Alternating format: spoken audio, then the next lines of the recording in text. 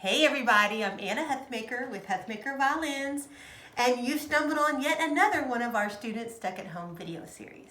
Today we are going back to the basics.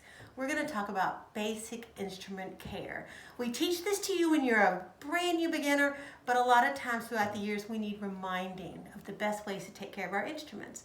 So I'm going to use a violin today, but the same goes for viola, cello, and bass. And the first thing in general I want to tell you is, if you're not playing your instrument, keep it in its case. Or if you have an instrument stand that's specifically made for that, you can do that. That's just fine. But don't leave it out on a bookshelf, on your bed, on a chair. That's just asking for trouble. Keep it in its case. You probably remember this from back when you were a brand new beginner, but I will say that the most important thing you can do for your instrument every day is to wipe off the rosin when you're done playing. And here's the thing to remember about rosin. It's all powdery and it comes off your bow and it gets on the wood. It just is no problem to wipe it off that first day.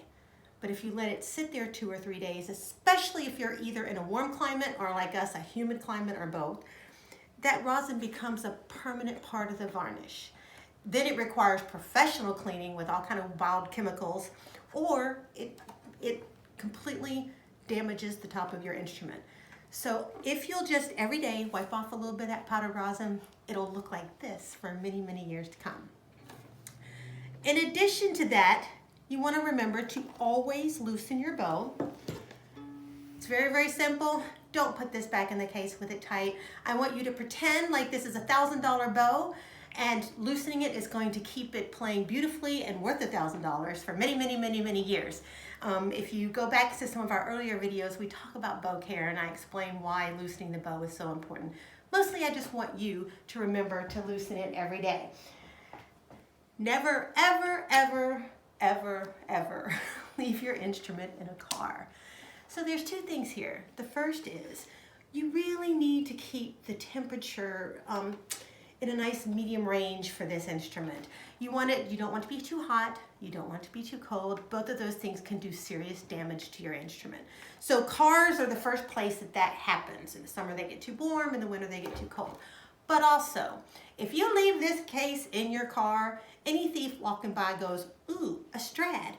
They don't know that it's a $500 rental violin. They think it's worth $1 million and they will not hesitate to break your window and take it. So never leave it in the car.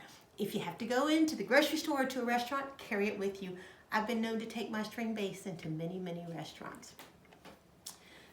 Speaking of your instrument, do not let your friends play it. So when they come over, they're all going to want to play your instrument. You have to tell them absolutely not unless they're also in orchestra, because they don't know all the best ways to handle it. You can show it to them. Same goes for your parents. You can show them all the ways to take care of the instrument, but don't let others handle it. That also goes for saying, don't let anyone fix your violin that's not a professional. I know it's going to be really tempting. Your dad's got all kind of glue and tools out in the garage, your uncle, your grandpa, somebody will say, oh, I can fix that.